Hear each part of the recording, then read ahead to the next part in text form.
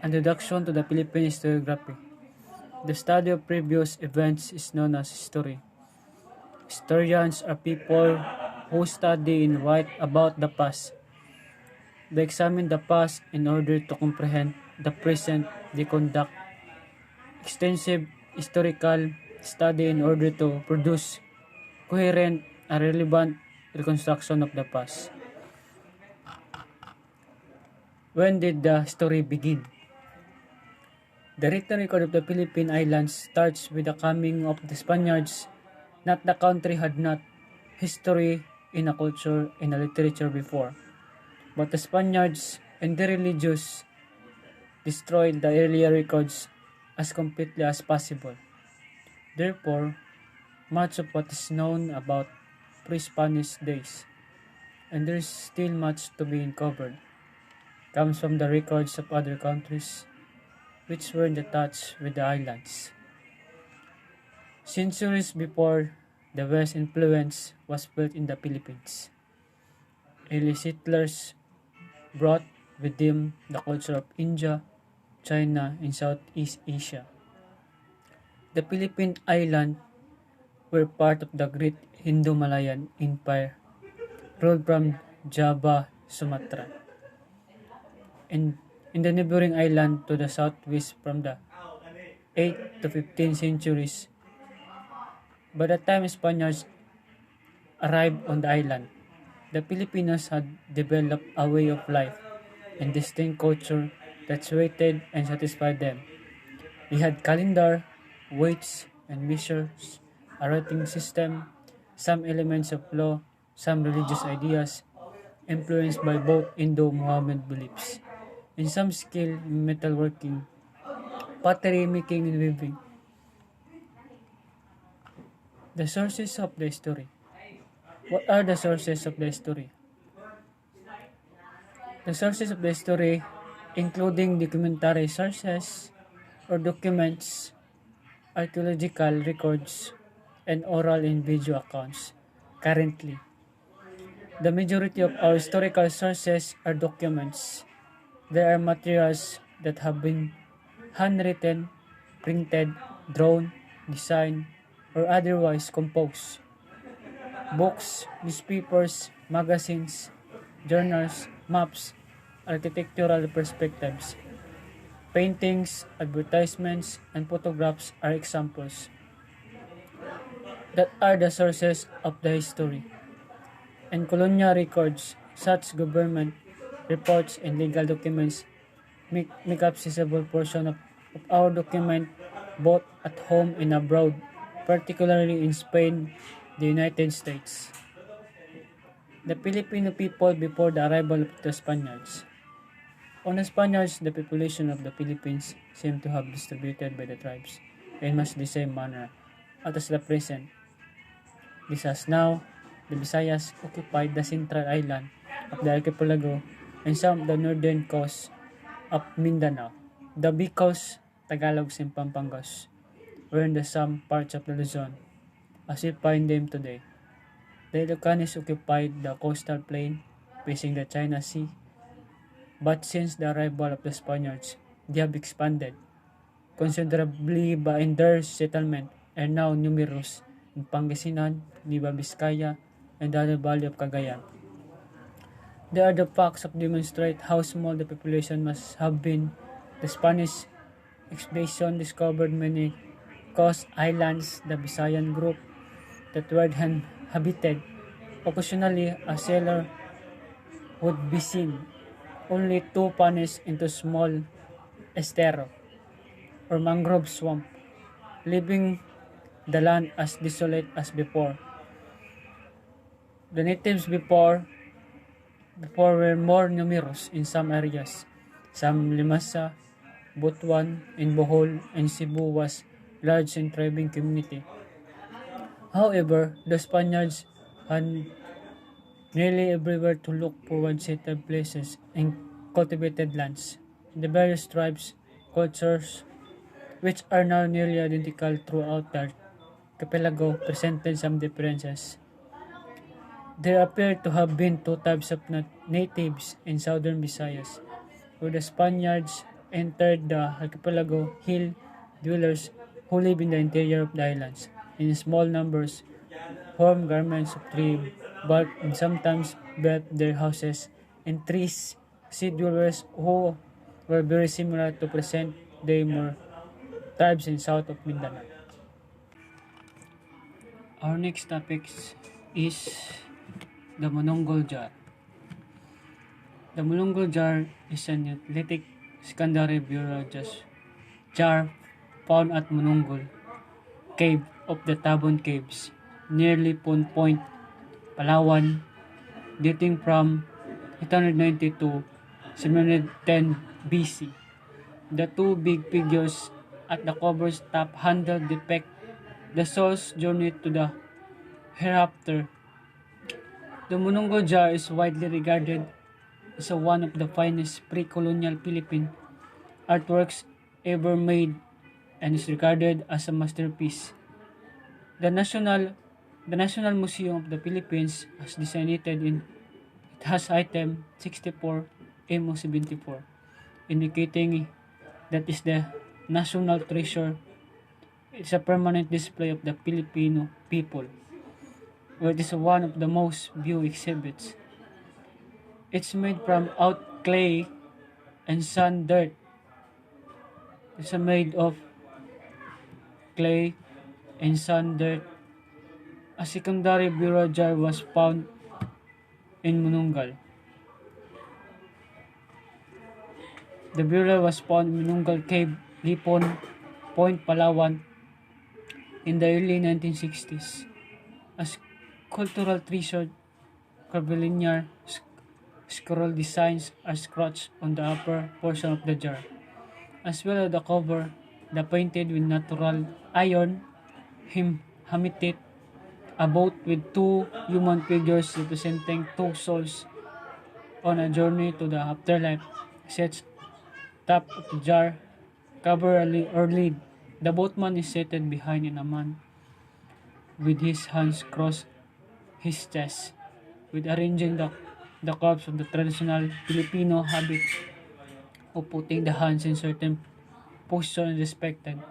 The burial jar, which unraveled in Southeast Asia, is to be product of the great pattern, symbolize the early Filipinos' belief in life after death. The discoverer of the jar. The discoverer of the jar, the Dr. Robert B. Fox, who discovered the jar, and Miguel Antonio found the Monongol jar in 1962. It was found near the remains of the Tabon Man in chamber of the Monongol Cave, southwestern Palawan, by Dr. Fox. Monongol Cave is one Lipon Point's Tabon Caves. The Tabon is a personality of in the expansion. Caves has been identified as a location of jar burials, including items dating from 4 4250 to 250 BC. Chamber is a burial chamber from the late Neolithic period, 890 to 710 BC. On the subsurface and surface of the chamber, jars and earthenware wares, including the Monongol jar, were discovered. Each artifact was different style and form, but all were clearly kinds of funeral pottery. First, excavation in response to discovery. As stated previously, Dr. Robert Fox performed the first ever investigation that led to discovery of this burial jar in 1964. He and his team were excavating the Tabon Cave complex. At the time, specifically the Lipon Point is the still most peculiar in all aspects of the Fox excavation. The inside of the jars lined with the human bones that have been painted red. The jar was also found being decorated with several bracelets, as customary in Egyptian burials. When asked how we would describe the jar's origin based on its beauty, Robert Fox remarked, "It may be unequaled in Southeast Asia the work of an artist and master potter. The design of the jar. The Budongga jar illustrates how many important maritime culture of the Filipinos as they reflects the religious beliefs. Many effects Philippines describe how souls travel in the next life boats passing the through rivers and seas the belief link in Anito's belief. In Australian culture, the Budongga jar's delicate lines and elaborate decoration represent the craftsmanship of early Filipinos. Despite the diversity of Filipino tradition, these patterns demonstrate the Filipinos' common history from Austronesian-speaking forebears. The Laguna Copper Plate. The Laguna Copper Plate tin copper set the measures around 20 by 20 centimeter, 7.9 times 7.9 inches, and was discovered in 1987. This relic was discovered during dredging activities with the mechanical conveyor in the Lumbang River in the province of Laguna. According to the reports, the province is located to the east of the Philippines capital Manila. It's interesting to note that the Laguna Copper Plate only came to the attention of researchers in 1990. It was offered for sale to the National Museum in Manila following failed attempts to sell onto the antiques market. Next topic is Laguna Copper Plate. The Laguna Copper Plate is a thin copper sheet that measures around 20 by 20 centimeter, 7 by 7.9 inches, and was discovered in 1987. This was discovered during dredging activities with a mechanical conveyor in the Lumbang River in the province of Laguna. According to the reports, this province is located to the east of the Philippines capital, Manila. It's interesting to note that the Laguna Copper Plate only came to the attention of researchers in 1990. It was offered for sale to the National Museum in the Manila following failed attempts to sell it in the antiques market. Thus, this is the copper plate symbolize in handwritten history. An incomplete artifact, the inscription of the Laguna Copper Plate is unfinished according to the Anton Postma, a Dutch anthropologist. In a quite likely that there was another comparable piece of copper plate with the writings that was destroyed, Postma wrote in a 1992 article. In an article published in 1992, Postma wrote, Origins of the inscription of the Laguna copper plate.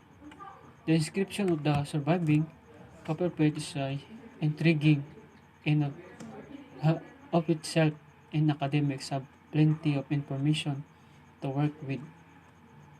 The alphabet used in the Laguna copper plate inscription, for example, has been identified as the early Kawi script, a writing system that originated on the Indonesian island of Java and spread across much of marine Southeast Asia during the 10th century AD. Our next topic is duties of the Kaputian.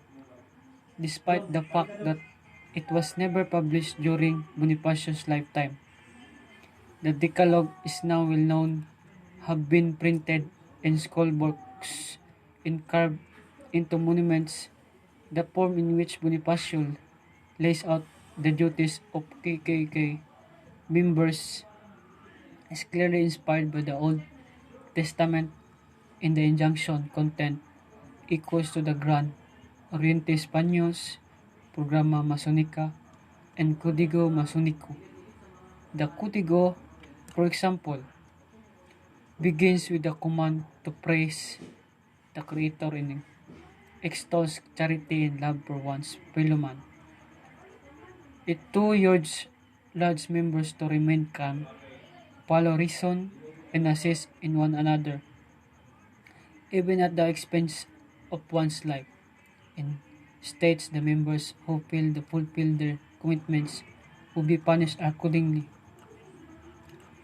The most important distinction between the Masonic Credo Manifestos Decalogue is that ultimate purpose.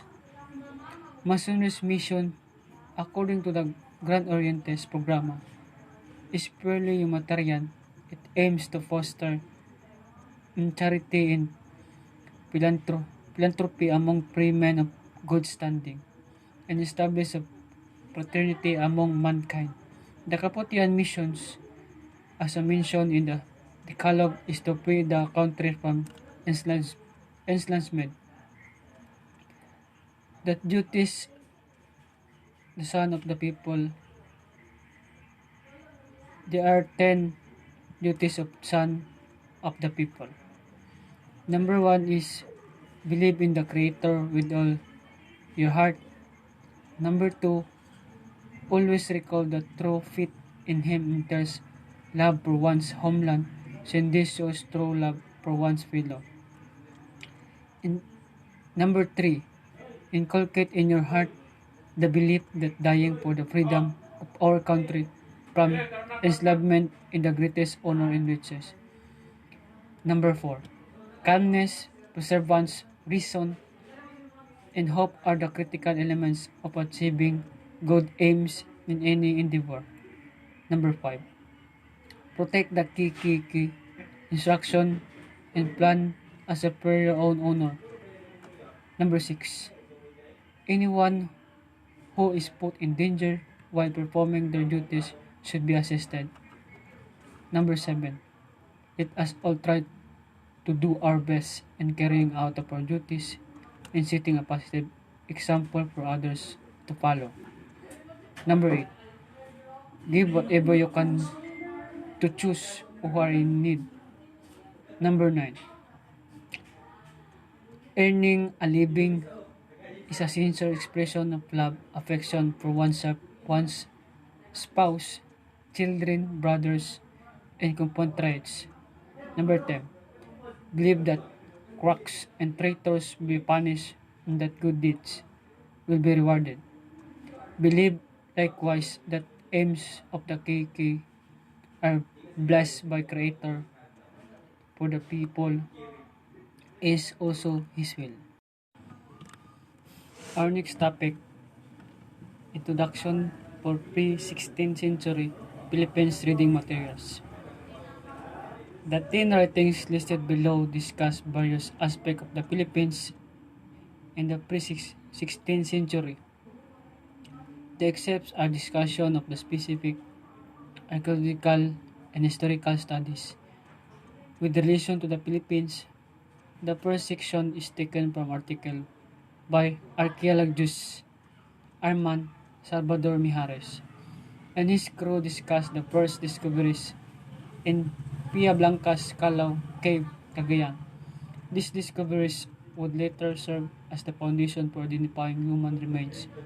Homo genis is a human species. This how now recognized as a Homo species, establishing it the Philippines is one of the archaeological map of human evolution.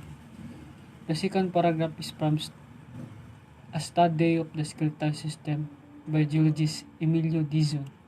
In his colleges, there are few relics in Palawan's Tabon Cave. It was discovered in the 1960s by Robert, an archaeologist. Fox Jeson.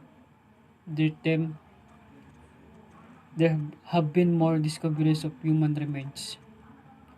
Peter Bellwood's research is used for the third, fourth, and fifth readings, the except of the Astronesian, and company covered wide range migration topics. Astronesian, inserted in the Philippine South East Asia, also included are the Pacific Island, Madagascar near African coast. a new species of Homo in the late Pleistocene of the Philippines. This excerpt from the seminal article archaeologist Armand de la Torres discovered Salvador Mijares and his associate Florent Detroit Philippine Piper Grand and Peter Maxim Obert Galom champion ni da Cuevas Alexandra de Leon Bilwad de Jeson in Piablanca, Cagayan's Calao Cave. This study goes into specific the discovery of human beings right metatarsal tree in Calao Cave, Cagayan.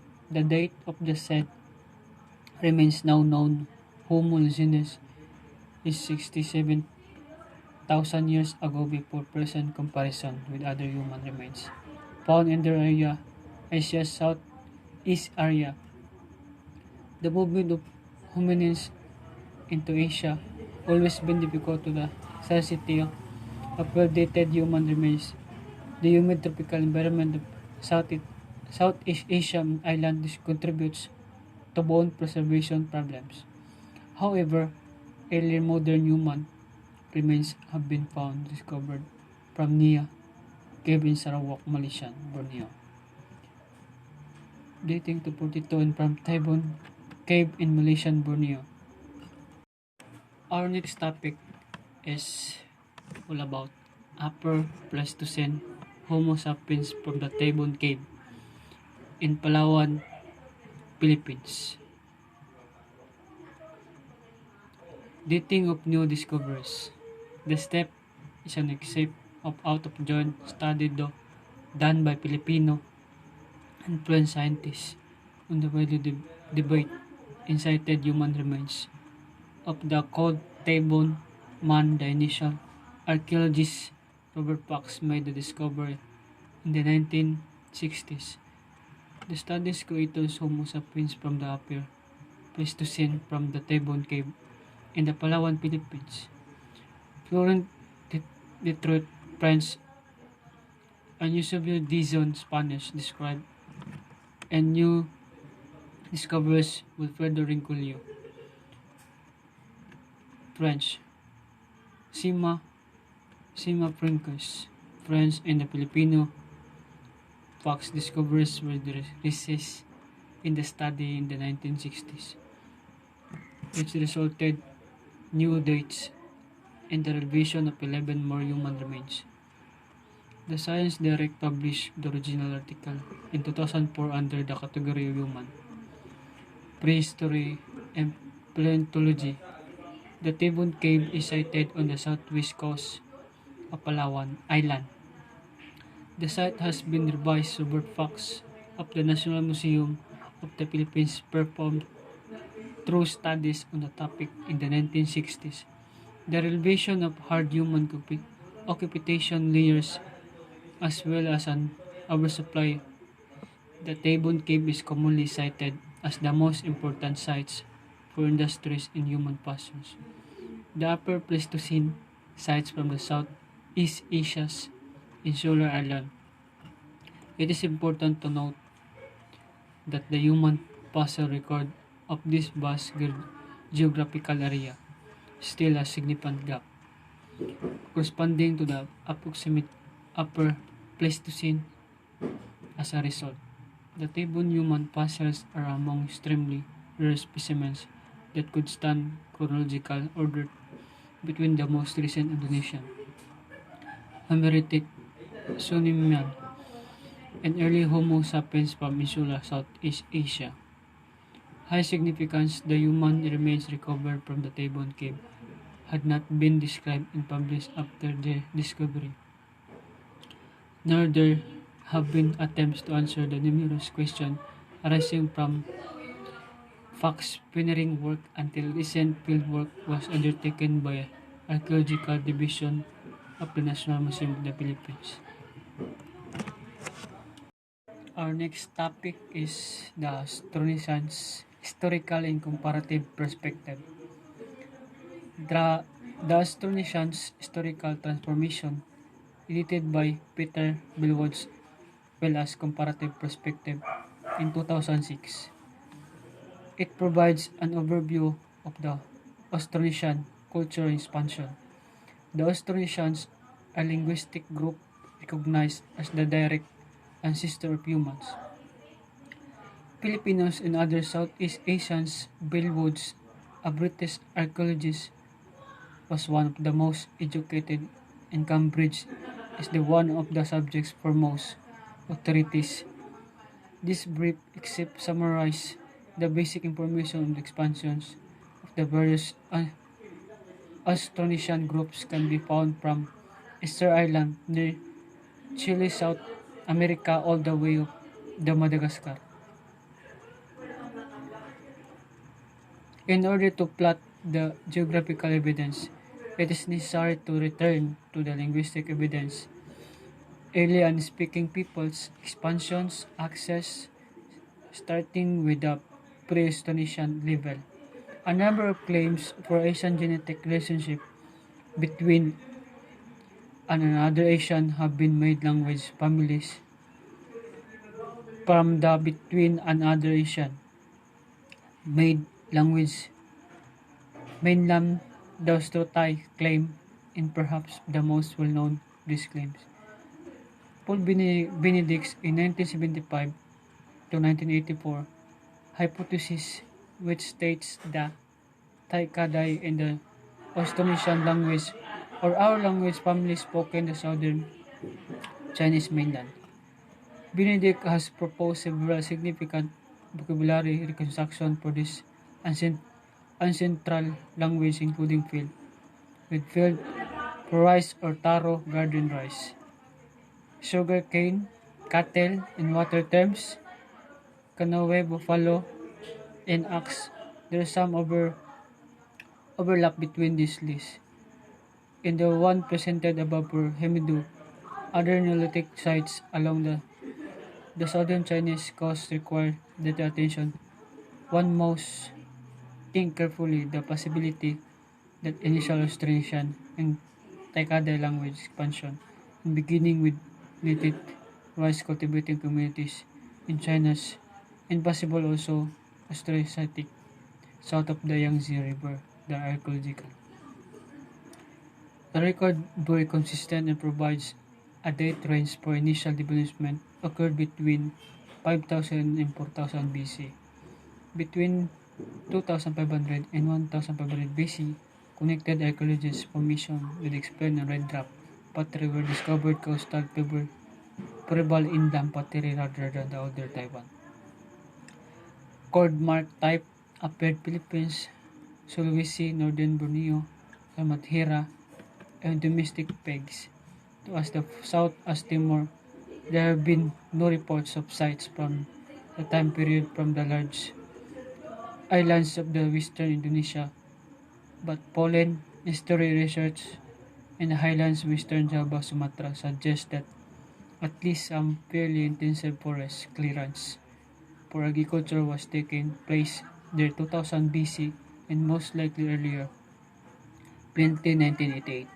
In Indonesia's equatorial latitudes, there's also been movement away from rice farming and toward much heavy reliance for PMP vocabularies. Consider the tropical fruit and tuber crops listed above. There were never any cereals introduced, with the exception of rice marians into the Pacific Island. Our next topic is all about Soul Boats, a Filipino journey of self-discovery.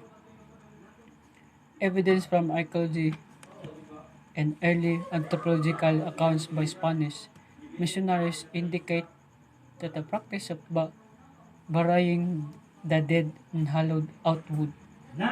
As a long story in the Philippines, it evolved alongside other types of burial, such, such as the humiliation of the head, interment of the corpse, skeletal remains in jars, wrapped in mats or tree bark containers, hidden in caves, beneath the group or in the open air only the skulls would entered here.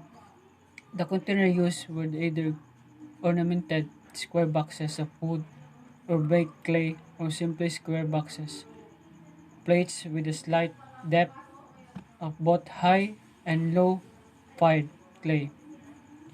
In a few cases, such as in the Central Philippine province, burial cave, coffin, and jar burial were all practiced at the same time. The lids of the dugout coffins were generally triangular in a cross section, giving they take on the appearance of rough boats. As a result, they have been double boat coffins. Extrapolating from ethnographic data, these coffins were referred to as soul boats, used by the spirit to journey to the world of the dead. Archaeological evidence appears to back up this claim even in cases where the bones were those of adults, a practice known as secondary burial. The elongated shape was observed. The coffin and the pyramidal roof were left in place. Its overall length, however, was reduced at a first glance. The coffin appears to be that of a child. For example, in a rock shelter of Masbate Islands, East Coast, a seaweed of Bangka, for example, contains human skeletal remains. Because of its recent interment, the burial boat was left alone.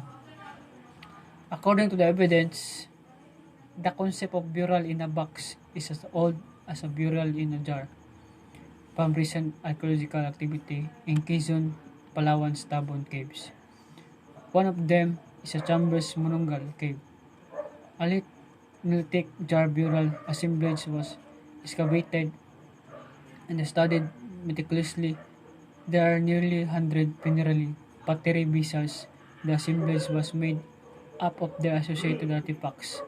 A fantastic find was magnificently decorated burial of jar with a cover depicting shape of the dead with two figures. It has humans riding in it. This earliest evidence connecting spirits to the watercraft. Another pottery coffin 73 centimeters long and 34 centimeters wide was discovered in the same cave. Wide is the first known pottery coffin. A report about newly discovered coffin burial reached the museum in 1966. The informant claimed to have explored the formation in search for hidden pirate treasures. He came across hole left by a fallen rock, about which he had read so much in the books. He peered into this hole and noticed a group of boxes, which turned out of the coffins. Human bones, ornaments, and high-fired ceramic wires are among items on display. He gathered a portion of the latter, and they were brought to Manila as a proof of his discovery.